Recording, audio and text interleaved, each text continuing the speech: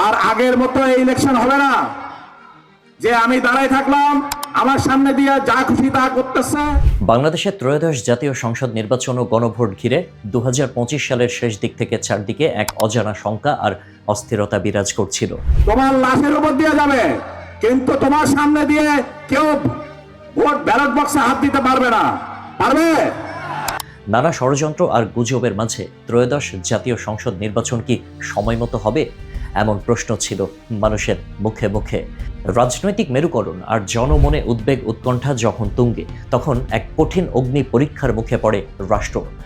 কিন্তু সব জল্পনা কল্পনার অবসান ঘটিয়ে 12ই ফেব্রুয়ারি ভোট গ্রহণের সিদ্ধান্তে অন্তর্বর্তীকালীন সরকার ছিল তাদের সিদ্ধান্তে অনড়। একটি সুষ্ঠু ও অবাধ নির্বাচন উপহার দিতে তারা ছিল দৃঢ় প্রতিজ্ঞ। বাংলাদেশের নির্বাচনের ইতিহাস মানেই পেশিশক্তি আর সংঘাত, মারামারি, এবং এই কলঙ্কিত অধ্যায় মুছে ফেলাই ছিল অন্তর্বর্তীকালীন সরকারের জন্য সবচেয়ে বড় চ্যালেঞ্জ। আর এই বিশাল কর্মযজ্ঞ সামলাতে হিসেব অনুযায়ী প্রয়োজন ছিল ব্যাপক আইনশৃঙ্খলা রক্ষাকারী বাহিনীর সদস্য। সেই অসাধ্য সাধনে এগিয়ে আসে সামাজিক নিরাপত্তা ও উন্নয়নের অঙ্গীকার। এই স্লোগানধারী দেশের সবচেয়ে বড় প্রশিক্ষিত এবং প্রান্তিক জনবল সমৃদ্ধ বাংলাদেশ আনসার ও গ্রাম প্রতিরক্ষা বাহিনী।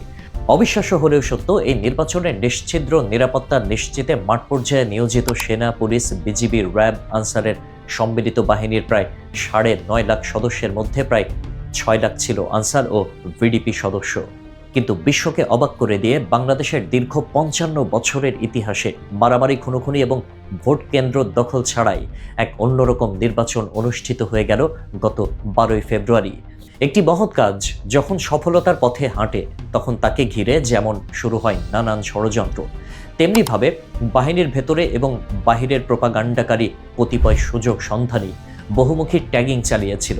আনসার মহাপরিচালকের নেতৃত্বে নাকি চলছে ইলেকশন ইঞ্জিনিয়ারিং, কিন্তু নির্বাচন শেষে সেই ষড়যন্ত্রকারীদের মুখে চুনকালি মেখে দিল বাহিনীটি। কোনো কেন্দ্র থেকে কোনো প্রকার ইঞ্জিনিয়ারিং বা অনিয়মের ন্যূনতম প্রমাণ মেলেনি। এমনকি কোনো অভিযোগ ওঠেনি আনসার ভিডিপির বিরুদ্ধেও, বরং বাহিনীর মহাপরিচালকের বলিষ্ঠ ও নিরপেক্ষ নেতৃত্ব সেই অপপ্রচারকে ধূলিসাৎ করে দিয়েছে। নির্বাচনে অস্ত্র, বাঁশি আর লাঠি হাতে কেবল শক্ত অবস্থানই নয়, সাধারণ মানুষের আস্থার জায়গায় পৌঁছাতে আনসার সদস্যরা গড়েছেন মানবিকতার নজিরও। কোনো বুথের ভেতরে নয়, তাদের অবস্থান ছিল বুথের বাহিরে, কেন্দ্রের অভ্যন্তরে ও প্রাঙ্গণে। কিন্তু সেই গণ্ডি পেরিয়ে আনসার ভিডিপি হয়ে উঠেছিল অসুস্থ, প্রতিবন্ধী আর প্রবীণ ভোটারদের পরম বন্ধু। বাহিনীর কারো পড়ে চড়ে, কারো হাত ধরে প্রবীণরা যখন ভোট দিতে কেন্দ্রে এসেছেন, সেই মুহূর্তগুলোই ছিল আনসার বাহিনীর জন্য সবচেয়ে বড় প্রতিদান। এবারের নির্বাচনে আনসার ভিডিপি ছিল ডিজিটাল সাপোর্ট সমৃদ্ধ। এই বিশাল বাহিনীকে ডিজিটাল সক্ষমতায় বলীয়ান করে তোলার কৃতিত্ব মহাপরিচালকের। প্রথাগত পদ্ধতির বাইরে গিয়ে প্রথমবারের মতো নির্বাচন সুরক্ষা অ্যাপসের মতো প্রযুক্তি ব্যবহার করে কেন্দ্রভিত্তিক তাৎক্ষণিক রিপোর্টিং ও নজরদারির যে সিস্টেম তিনি প্রবর্তন করেছেন, তা আনসার বাহিনীর ইতিহাসে এক নব দিগন্ত উন্মোচন করেছে। আধুনিক ও ডিজিটাল বাংলাদেশের স্বপ্ন পূরণে এই বাহিনী এখন আধুনিক ও পেশাদার শক্তিতে রূপান্তরিত। এই কার্যক্রম সম্পর্কেও পুরোপুরি না জেনে রাজনীতিকরণের অপচেষ্টা চলছে নির্বাচন বানচালে। কিন্তু এই টুলস ছিল স্বচ্ছতা ও জবাবদিহিতার হাতিয়ার, যে কারণে দুর্নীতি আর অনিয়ম ভিড়তে পারেনি নির্বাচনী প্রক্রিয়ার আশেপাশে।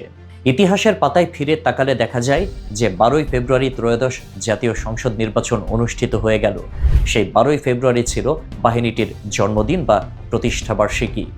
1948 সালে যাত্রা শুরু হওয়া বাহিনীটি কেবল গ্রাম প্রতিরক্ষায় নয়, তাদের রয়েছে গৌরবোজ্জ্বল ইতিহাসও। তারা এদেশের স্বাধীনতা সংগ্রামের প্রাথমিক প্রতিরোধের প্রহরী। 1971 সালের সেই ঐতিহাসিক 17ই এপ্রিল মেহেরপুরের বৈদ্যনাথতলার অম্রকাননে গণপ্রজাতন্ত্রী বাংলাদেশের প্রথম সরকারকে গার্ড অব অনার প্রদান করেছিলেন এই বাহিনীরই বীর 12 সদস্য। সেই দেশপ্রেমের উত্তরাধিকার বহন করছে আজকের আধুনিক আনসার বাহিনী। ত্রয়োদশ জাতীয় সংসদ নির্বাচন কেবল একটি রাজনৈতিক জয়ই নয়, এটি ছিল শৃঙ্খলা আর আস্থার জয়।